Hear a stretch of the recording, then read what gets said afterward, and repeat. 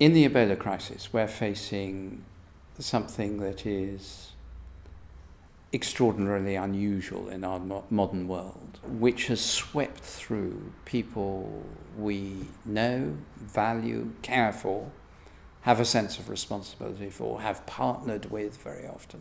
This is a hidden thing. It just seems to come from nowhere, from anywhere, from anyone.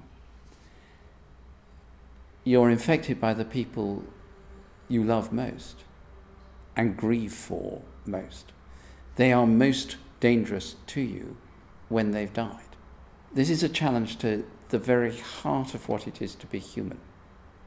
In the churches, we live by community. It's one of our key words.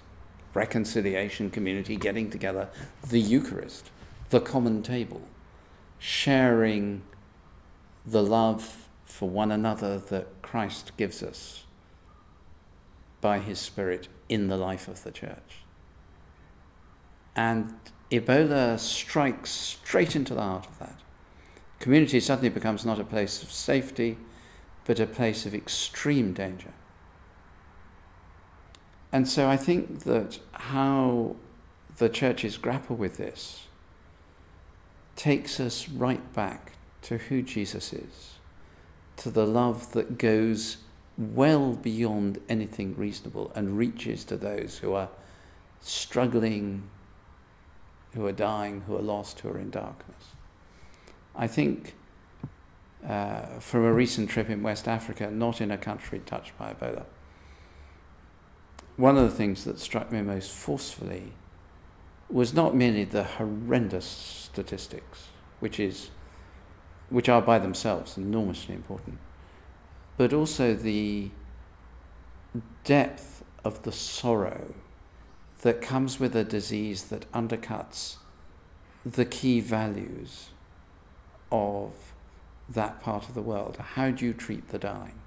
How do you treat the dead? How do you show you love them, that you miss them, that you mourn them? It's exactly the opposite to the way it has to be done now, with plastic bags, with chlorine sprays, with protective clothing, which are the essentials that the extraordinarily brave people who are involved in treatment are compelled to use. So the urgency of this seems to me at its heart around the way that Ebola attacks those things that make us most human. And therefore it must most effectively be dealt with.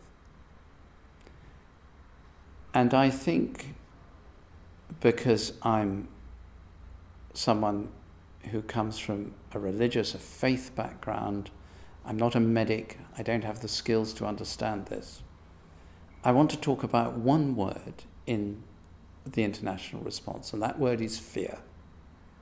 Fear shuts borders to volunteers trying to go back to their own country. Fear quarantines them for 21 days when they've not been somewhere in a place that gives any reason to be quarantined. We must go by the science, not by the fear. This is not a political, it is a scientific problem. The role of the churches and other faith communities is absolutely crucial. And you'll see that they know what to do. But the churches are under more pressure than one can imagine. They're dealing with a quantity of bereaved people, of orphans, of widows, of those really emotionally traumatized to an extraordinary extent, at a scale that they are not easily able to do. They're dealing with their own fears. And I think, therefore, that for the churches, we come back, as we always do as Christians, to prayer, to the person of Jesus Christ, who goes into the worst of all possible places, in the worst of all possible conditions, and does so through our hands and feet and eyes and ears, but also does so by his Spirit. Prayer is something that is incomprehensible outside the church and essential within it. The church is called to be courageous, but it will be courageous when it's prayerful. So for the churches, for other faith communities, they need encouragement and support. They're under enormous pressure. But above all, there is a need for prayer. It remains to speak up about this. It remains to be in touch with people there, and that we are and are following through as effectively as we can. And as much as possible to be present with them.